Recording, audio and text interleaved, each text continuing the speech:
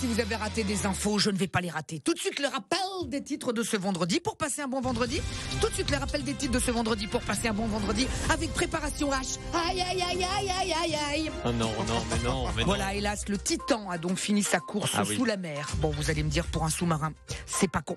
Ça faisait 5 jours que le monde ne respirait plus et manifestement, ces 5 passagers non plus.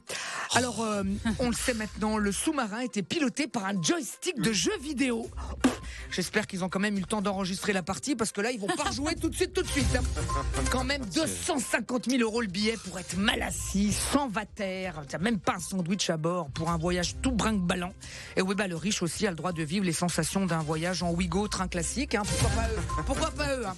Mercredi, pourtant, ils avaient eu un fol espoir quand des bruits venus des profondeurs avaient été entendus. Et oui.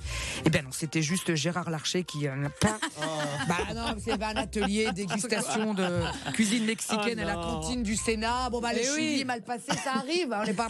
Ça va En marge de cette histoire folle, on a appris que la femme du pilote du sous-marin est une descendante d'une personne morte il y a 111 ans sur le Titanic. Tu te rends compte? Rappelez-moi de ne jamais prendre la mer avec cette femme. C'est officiel. Les taxis volants arrivent à Paris en 2024. Voilà une belle idée. Alors à Paris, il y avait déjà quelques taxis voleurs, des VTC violeurs. Voilà maintenant les taxis volants à 110 € la course. Waouh! On comprend pourquoi ils volent. Ils nous prennent vraiment pour des pigeons. Et on apprend par le fabricant que les taxis volants seront pilotés par des Legos. Waouh, ça a l'air fiable, tout ça. Les restaurants courte paille seront repris par la société La Boucherie. Ah bon? Et oui, sur les 2000 employés, 1000 ne seront pas repris. Oui, niveau salarial aussi, c'est La Boucherie. Le footballeur Neymar présente des excuses publiques à sa compagne enceinte parce qu'il l'a trompée.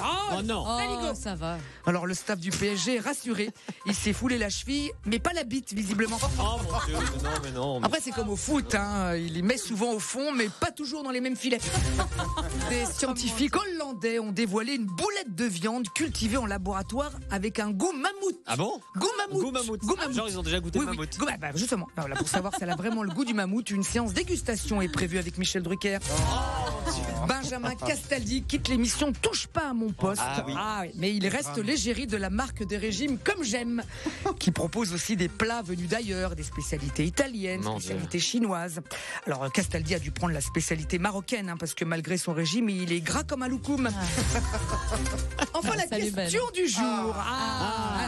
Est-ce qu'une personne en surpoids peut faire un déni de grosses fesses? C'est joli, c'est très mignon, c'est très mignon. Écoutez, vous avez 2 heures. Allez, heureusement, dans 180 jours, c'est fini 2023.